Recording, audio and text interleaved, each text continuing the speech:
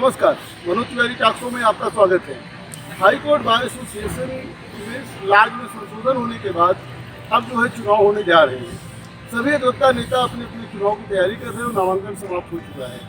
इसी क्रम में बहुत महत्वपूर्ण पद महासचिव पद के दावेदार महासचिव पद के प्रत्याशी अभिषेक सिंह चौहान हमारे साथ हैं। आज हम अभिषेक सिंह चौहान जी से हाई कोर्ट बार के तमाम मुद्दों पर बातचीत करेंगे, अधिवक्ताओं के मुद्दों पर बातचीत करेंगे। सर, आपका हमारे कार्यक्रम को बहुत स्वागत है। सबसे पहले तो हम लोग संशोधन की बात करेंगे। निवर्तमान अध्यक्ष आर.के. ओझा ने जो संशोधन किए हैं, बहुत विवादों के बाद जो है ये संशोधन आप लोगों ने करवाया, इन संशोधनों से आप कितना सहमत हैं? देखिए, विवाद कुछ नहीं था। कभी भी कोई भी चीज़ प्रक्रिया शुरू की जाती है तो कुछ दिक्कतें आती हैं। प्रक्रिया जो एक प्रोसीजर होता है, कभी कभी वो नहीं फॉलो होता है तो कुछ लोग उसका विरोध करते हैं और स्वाभाविक है। संगठन है, संस्था है, डबल ग्रेजुएट लोग हैं, तो कानूनी प्रक्रिया में हर तरीके से वो चाहते हैं कि पारदर्शिता रहे और वो रहे। जहाँ तक संशोधन की बात है तो जो एक अधिवक्ता निधि का जो कॉलम आया है वो बहुत बढ़िया है। मैं संशोधनों की बात करूँगा। संशोधन से आप सहमत हैं कि? ये बिल्कुल सहमत है, बिल्कुल सहमत है संशोधनों से। कुछ एक लोग कोर्ट चले गए थे जी। अच्छा, उस पर मैं बात करता हूँ। पहला संशोधन की बात करते हैं। जी। जैसे अब जो नियम लगा दिया गया कि 25 मुकदमे होने चाहिए तब चुनाव लड़ सकता है, 20 होने चाहिए, 15 होने चाहिए, इस तरीके के मुकदमे होने चाहिए तभी अगला चुनाव लड़ सकता है। जी बिल्कुल। तो क्या ये नेचुरल डेमोक्रेसी खिलाफ नहीं हो गया कि भैया हम सदस्य है, आपको वोट भी देते चुनाव नहीं लड़ सकते? देखिए, होता क्या है कि एक्टिव पार्टिसिपेशन किसी भी संस्था में बहुत आवश्यक है। और एक्टिव पार्टिसिपेशन हमारी संस्था में क्या है, हमारी संस्था में वकील हैं, तो वकील का एक्टिव पार्टिसिपेशन उसके मुकदमा फाइलिंग से होगा। ठीक है, तो ये अच्छी प्रथा है कि जो लोग जानते हैं, जानकार हैं। अब आपके पास एक भी मुकदमा नहीं है तो आप कोर्ट की समस्याओं के बारे में क्या जानें? मतलब इसके पहले जो है तो हम ऐसे लोग भी पदाधिकारी बन जाते थे जो ये हाँ, ऐसा भी होता था कि बहुत नए नए लोग आते थे और तुरंत चुनाव लड़ जाते थे। ठीक है, और धनबल का प्रयोग होता था और हर तरीके की जो है लालच और लोभ दिया जाता था। तो जब आप पढ़े लिखे वर्ग में, जब आप आज की स्थिति है, आज लोग बड़ा संतुष्ट हैं कि बहुत अच्छे माहौल में चुनाव हो रहा है, बल्कि दावतों पे भी रोक लगा दी गई है। तो पहले भी लगती थी लेकिन होती रहती थी। जी। मैं ये बताइए सर, जैसे कि हुआ क्या कि अब 5 मुकदमा अगर कोई वकील दाखिल नहीं कर रहा है साल भर में तो वो वोटर भी नहीं बन सकता है।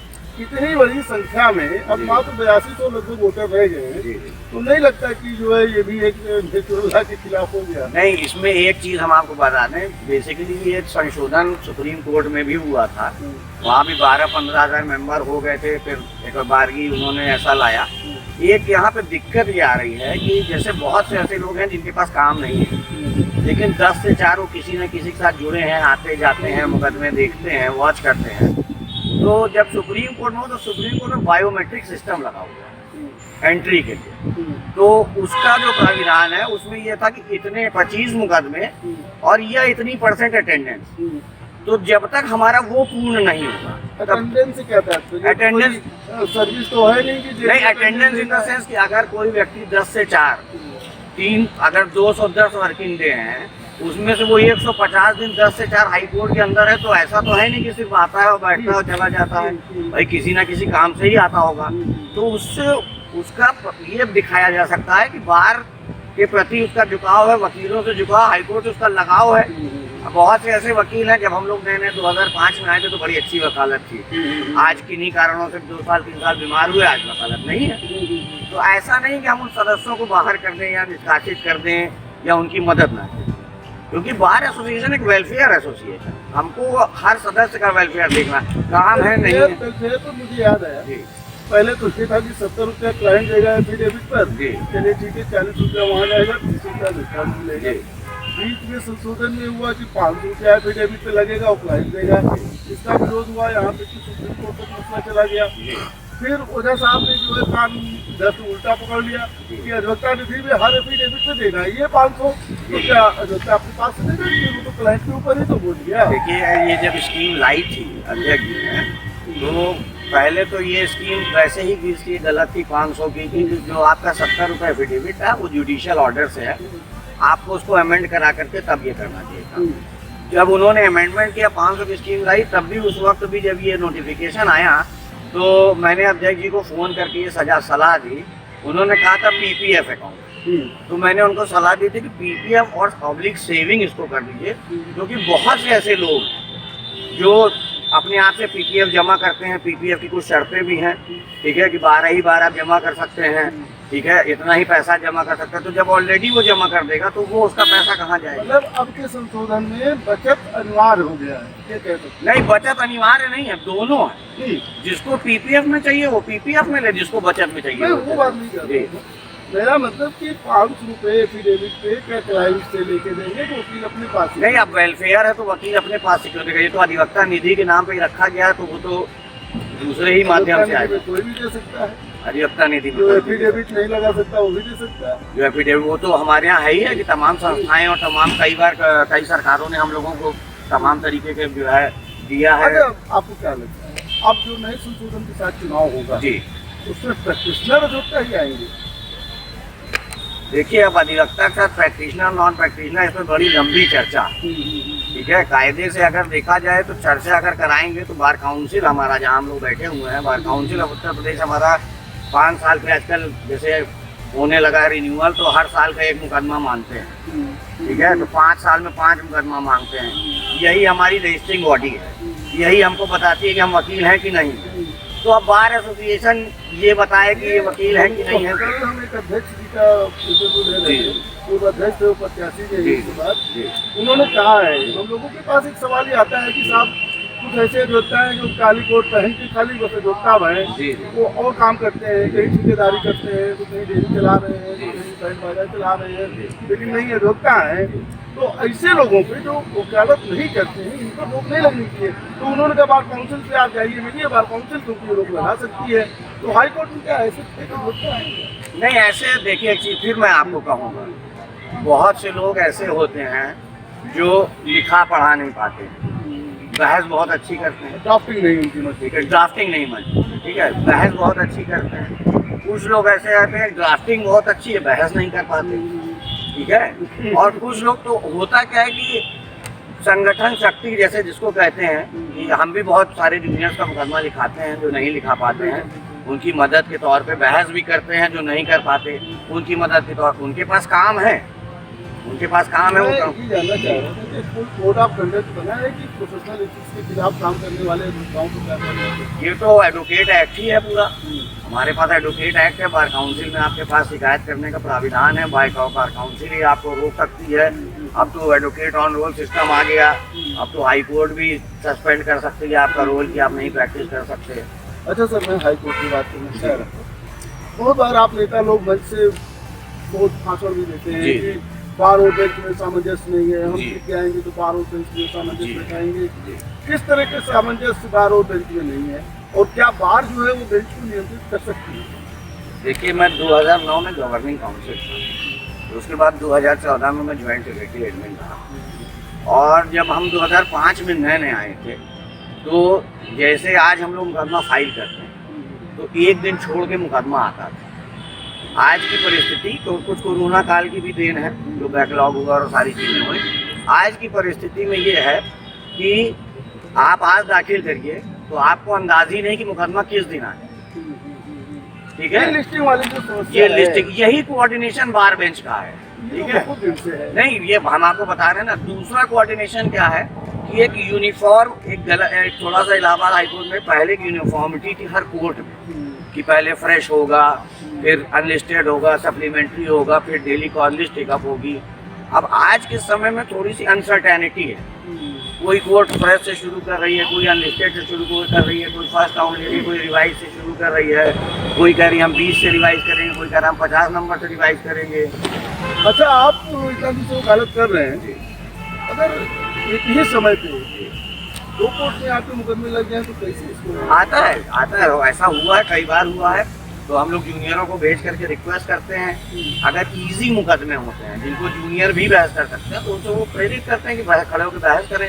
तो लोग कहते हैं कि रिवाइज होने की हो नहीं रहा है, ये बहुत बड़ी समस्या है, और हम तो ये कहेंगे कि फर्स्ट राउंड भी पूरा मुकदमा एक बार होना चाहिए ताकि हर एक अधिवक्ता को मौका। अच्छा सर, आप देखते हैं, हम लोग भी देख रहे हैं इतना साल पुराना बेल के बिल लागू हो गई है, ये न्याय में देरी होने की क्या वजह आप मानते हैं? तीनों द्वारा ये टाला जाता है या फिर और कोई वजह? लेकिन आपने बेसिकली बात की अपील अगर आप फाइनल आर्गूमेंट में बहस करेंगे तो आप समझिए कि मान लीजिए 10 साल ट्रायल चला है या 20 साल ट्रायल चला है, तो उसमें स्टेटमेंट, विटनेसेस, मेडिकल एग्जामिनेशन, ये सारी चीज़ें होती हैं और एक पेपर बुक बनती है प्रॉपर जो कम से कम 800 से 1000 पन्ने की होती है। और एक बहस जब फाइनल ईयरिंग की शुरू होती है तो उसके लिए कम से कम कभी कभी 4 से 5 दिन, हफ्ता भर भी लगता है एक अपील सुनने में। तो उसके चलते क्या होता है कि अपील का डिस्पोजल कम, इसीलिए अभी आपने रिसेंटली सुना होगा कि सुप्रीम कोर्ट ने सौदान सिंह का एक जजमेंट दिया जिसमें सुप्रीम कोर्ट ने कहा कि जो भी 10 साल से ऊपर जो हैं मुलजिम जेल में जिनकी अपील पेंडिंग है उनको रिहा कर दिया जाए, बेल दे दी जाए।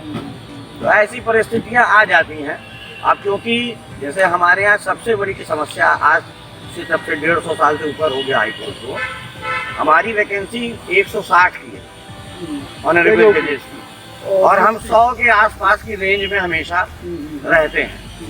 सर, जुडिशियल फैसले पर भी कभी कभी लोग सवाल उठाते हैं, बहरहाल अधिकतर लोग ज़्यादा इस पर बात करते हैं, एक ही ग्राउंड पे दो अलग अलग जजमेंट आ जाते हैं, तो क्या ये क्यों ऐसा होता है? ऐसा होता है कि हाईकोर्ट के पास डिस्क्रिशनरी पावर है, चाहे 482 हो चाहे बेल हो।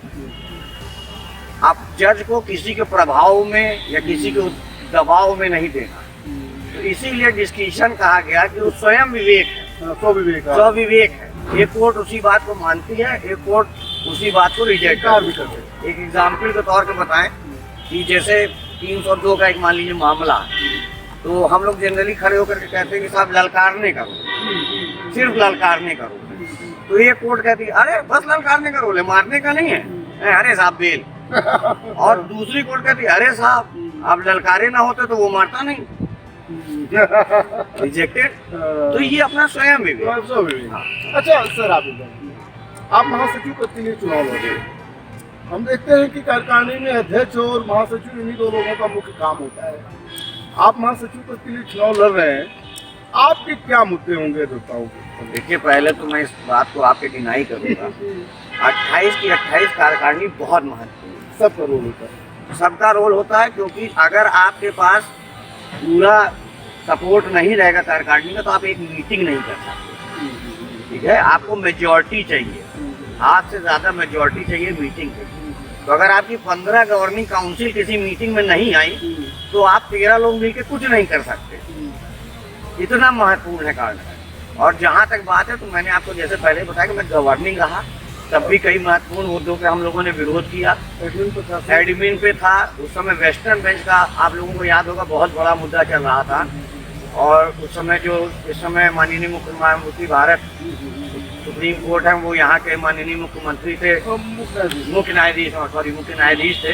तो वो स्ट्राइक काफ़ी लंबी चली, उसके बाद उन्होंने इन राइटिंग रिजेक्ट किया। हम लोग जब आए थे तो सुनते थे कि अरे वेस्टर्न बेंच का इशू कई बार रिजेक्ट हो चुका, लेकिन वो हमारे टेन्योर में हमारे सामने दोनों इशू, वेस्टर्न बेंच का और लखनऊ की जो मांग थी मंडल की, वो दोनों रिजेक्ट करा था। और तब हम लोगों ने स्ट्राइक में बैठा करके उनका धन्यवाद किया था। मैं मुद्दे पूछ रहा हूँ जी। अब की बात, आप महासचिव पद पर हैं, आपके अधिवक्ताओं के लिए क्या मुद्दे होंगे, क्या उत्तर करेंगे आप?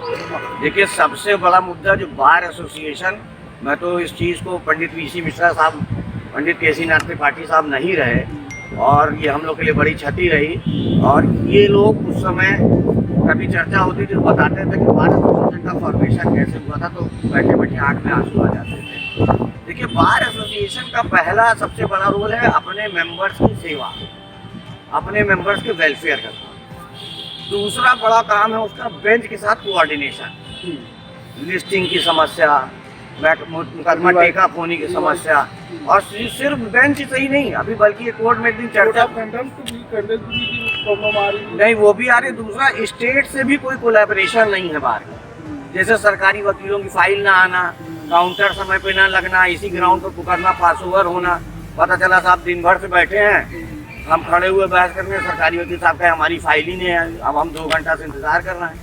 कोर्ट के अरे भाई अब क्या करें, कभी कभी कोर्ट की फाइल नहीं आती, भाई एप्लीकेंट पटिशनर काउंसिल तो अपनी लेके ही जाता है।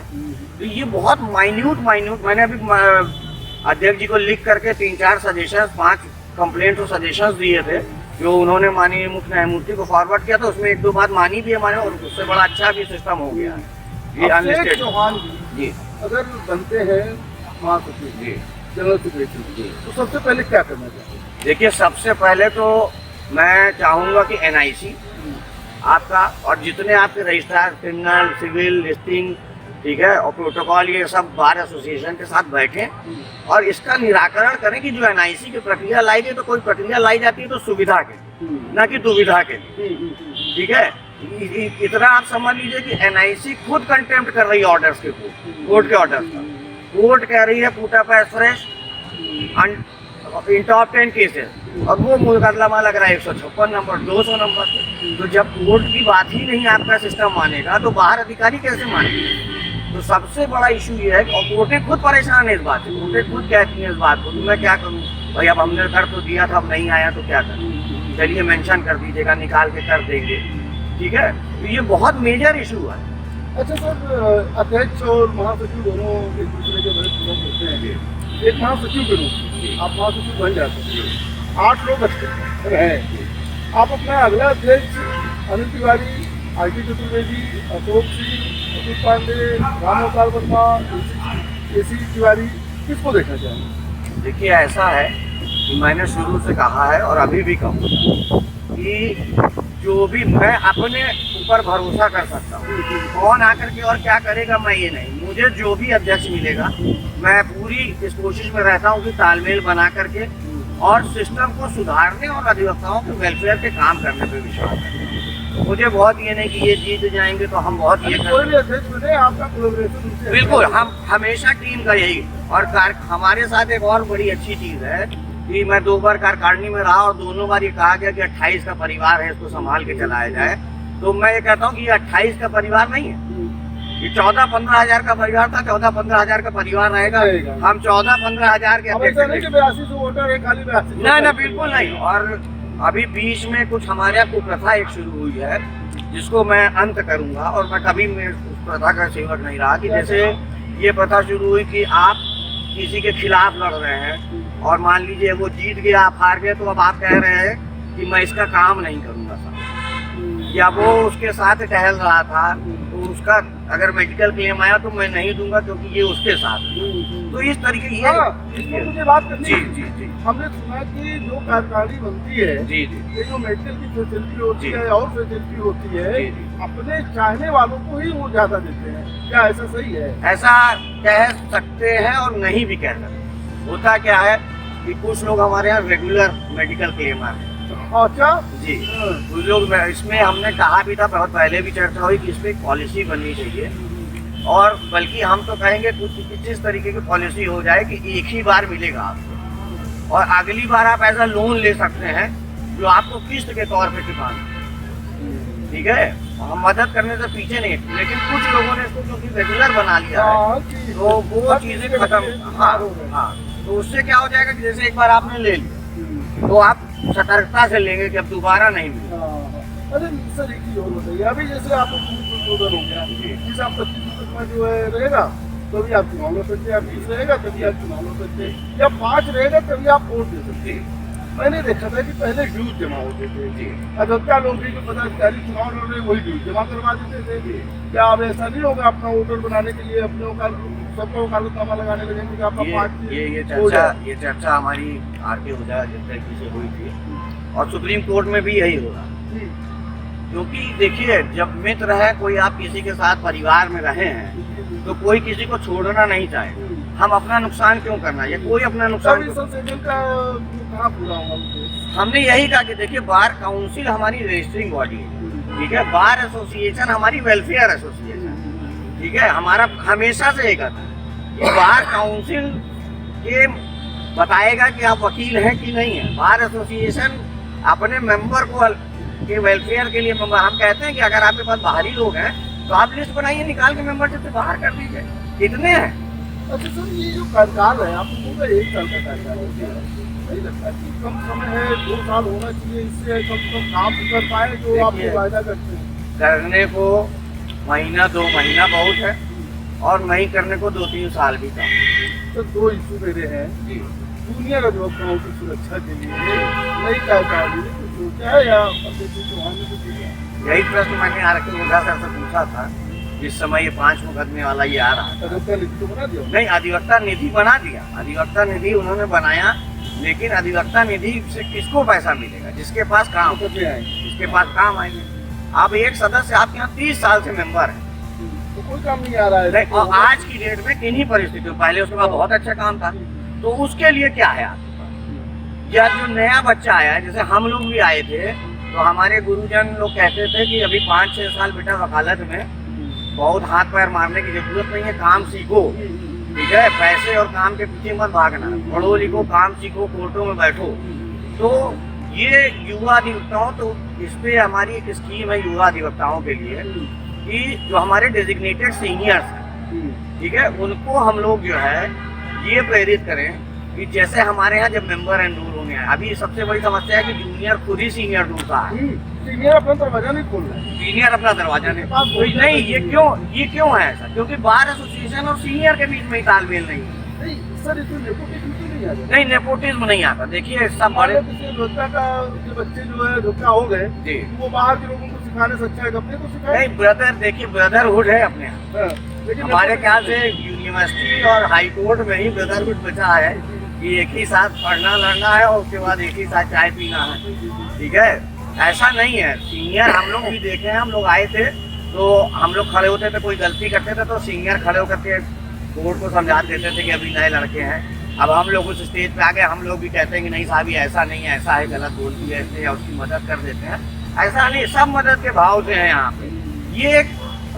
ये नेपोटिज्म उधर चलता होगा, ठीक है। हमारे यहाँ वकालत में नेपोटिज्म मतलब फिर सीनियर लोग जूनियर के लिए क्यों ले आते हैं? देखिए इसलिए कि जूनियर आजकल खुद आपको बता दें, प्रथा हम लोग आए थे तो हम लोग सीनियर ज्वाइन करते थे कुर्सी से खड़े। आजकल एक जनरेशन आ रही है जो जाना ही नहीं चाहती, वो सीधे विजिट जाके काम लाना चाहती है, वो पहले दिन से मुकदमा चाहती है। तो जब वो अपने से काम लाके करने लगते हैं तो उनको लगता है ये है कौन। जिनसे हम लोग जब बैठते थे, रेस्पेक्ट होती थी, पूछते थे, डिस्कस करते थे, वो माहौल खत्म हो गया। अच्छा सर, बताइए ऐसे लोग का जो सारे जगहों के नाम नहीं जानते, सारे जगहों के पब्लिक नहीं होते, क्या ऐसा कोई प्रोग्राम नहीं चला सकती है जिससे जो है लोग जगहों से रूबरू हों कोर्ट को छोड़? हमको लगता है कि नो योर जजेस से ज्यादा अच्छा प्रोग्राम है नो योर सीनियर एडवोकेट। अगर ये प्रोग्राम, उसमें जजेस आए वो भी अपनी बात रखें। जब सीनियर, देखिए गैप है, जनरेशन गैप हो गया सीनियर और जूनियर के बीच। हम लोग तो आज भी अशोक खरे साहब से भी कहीं खड़े होकर बात कर लेते हैं, जैसे अंदर साहब से भी कहीं खड़े होकर बात कर लेते हैं, गोपाल सर मिल जाते हैं, उनसे चर्चा विचर्चा हो जाती है, मनीष भैया लोग हैं, जूनियर हैं, तो हम लोग आज भी शर्म नहीं करते, पूछ लेते हैं भैया ये है जरा बता दीजिए, वो बता दीजिए। ऐसा कोई, क्योंकि ये सब एवर लर्निंग प्रोफेशन है, तो ऐसा कुछ नहीं है। वो गैप जो है, वो गैप को फिल करके सीनियर और जूनियर, इसीलिए कहा कि जब हम 4 जूनियर बार के उस पर देंगे, ठीक है, बार एसोसिएशन रिकमेंड कर रहा है आप इसको ट्रेन करिए 1 साल 2 साल के लिए, और हो सके तो पर आपका कहने का मतलब ये ऐसा प्रोग्राम बनाया जाए जूनियर अधिवक्ताओं को सीनियर के यहाँ बाहर भेजे। जी, बाहर रिकमेंड करें, ये फला जी, क्या काम करेंगे, फला जी, और उनसे रिक्वेस्ट करेंगे कि अगर वो पे कर सके तो ठीक है, नहीं बाहर से कोई स्कीम निकालेंगे कि उनके कम से कम पेट्रोल एक्सपेंसेस और कुछ उनके आने जाने की। जी जी। अच्छा सर, स्कीम पर ये बात करता हूँ, आप महासचिव पद पर चुनाव लड़ने जा रहे हैं। आज अधिवक्ताओं की 2 समस्याएं, 3 समस्याएं बहुत है। पहली समस्या आवास की है। क्या नहीं लगता है कि ये जो अधिवक्ताओं की हाई कोर्ट इलाहाबाद में है, तो एडीए को या उनकी सरकार को एक आवासीय बिल्डिंग बनाने के लिए या 2, 3, 4 बिल्डिंग बनाने के लिए अधिवक्ता उसमें रह सके, ऐसी मांग आपको? हमने एडमिन समय पे एक प्रस्ताव रखा था, उस पर गौर बहुत नहीं हो पाया क्योंकि कुछ आंदोलन ज़्यादा हुए थे, नबी हत्याकांड हो गया था कचहरी वाला, काफ़ी जिसमें हम लोग फंसे थे। हमारे बाहर के पास एक FD अमाउंट है बहुत ज़्यादा, ठीक है, अब कितने का है मैं नहीं बता, तो FD अकाउंट है। तो मैंने एक बार सजेशन दिया था कि FD रख करके ब्याज खाना कहीं की, खाने से क्या तात्पर्य है? खाने भी नहीं, खाने का दिन सारा खर्चा हो जा रहा है भाई, खर्चे में ही तो जा रहा है, कहीं मेडिकल क्लेम में जा रहा है, कहीं अनाप शनाप में जा रहा है भाई।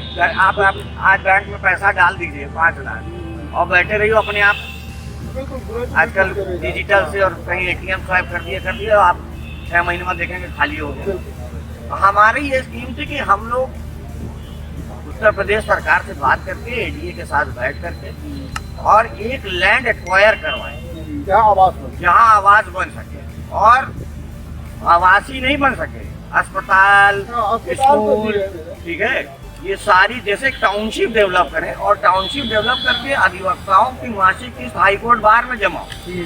हाईकोर्ट बार जिम्मेदारी है, ठीक है, कि महीने का एक आँख में तरह कब्जा हाँ, करने का हाँ, मुकदमा कर दे। और इतनी नॉमिनल रहे वो कि अधिवक्ता उसको बड़े आराम से चुका सके। आधे रुपये कोई किराए पे नहीं देता है। अच्छा सर, एक चीज यहाँ बताइए कि जैसे अधिवक्ता की बीमारी पर आप लोग पैसे की व्यवस्था कराए हैं या हॉस्पिटलों से किराए की भी कराने की बात, तो अमूल बीमा की बात आप लोग करते हैं, क्या नहीं हो सकता कि हाई कोर्ट का एक बड़ा सा अस्पताल होना चाहिए जिसमें जो भी इलाज हो और अधिवक्ताओं का भी? ये प्रस्ताव भी कई बार आ चुका है। अब हम लोग एक्चुअली है क्या कि अभी आपको पता होगा कि पीछे हम लोग के नए चैम्बर हैं, तो अभी जहाँ तक हमको आवाज़ है जब ये चैम्बर शिफ्ट होंगे, अभी हम ये प्रपोजल सेक्रेटरी होते ही भेजेंगे भी कि साहब आप अगर कार्यकारिणी में आते हैं वहाँ से कोई बनते हैं तो क्या मैंने जितने मुद्दे गिनाए इस पर आप विचार करेंगे? जी बिल्कुल विचार करेंगे। और मैं ऐसा हर अधिवक्ता भाई ने मुझको देखा है, 2009 में भी परखा है, 2014 में भी परखा है, मैंने अपने पद को पूर्णता सिद्ध सर करने एक सवाल बहुत महत्वपूर्ण है महिलाओं के लिए।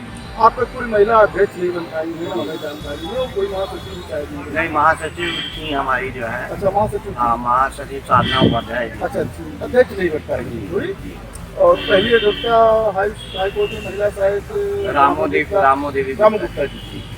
तो सर महिला अधिवक्ताओं की कमी भी है और महिला अधिवक्ताओं के लिए क्या ऐसा जो है महिला अधिवक्ताओं के लिए हमारा एक पहले से प्रस्ताव है जिसको आते ही मैं पूर्ण करूँगा। मेरी बहनों से वादा है कि बहुत सारी हमारी महिला बहन हैं जिनके छोटे छोटे बच्चे हैं जिनको वो ले कर न्याय देता है, फिर वो लेडीज चैम्बर में उनको किसी को दिखा करके मुकदमा, तो एक क्रच की व्यवस्था कर, एक प्रोफेशनल उससे जो है प्रोफेशनल ट्रेनर्स को रखना, बच्चों के लिए देना, सुबह 10 से 4 की सुविधा देना। अध्यक्ष पद के दावेदार तिवारी ने देखा बेबी डे केयर टाइप जी, बेबी डे केयर टाइप का है, सैनिटरी वेंडिंग मशीन वगैरह जगह जगह लगवाने का है, और फीडिंग सेंटर बनवाने का है।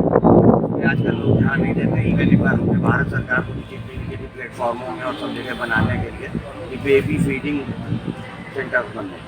अच्छा सर, अंत में आप अपने अधिवक्ताओं को क्या संदेश देना चाहेंगे?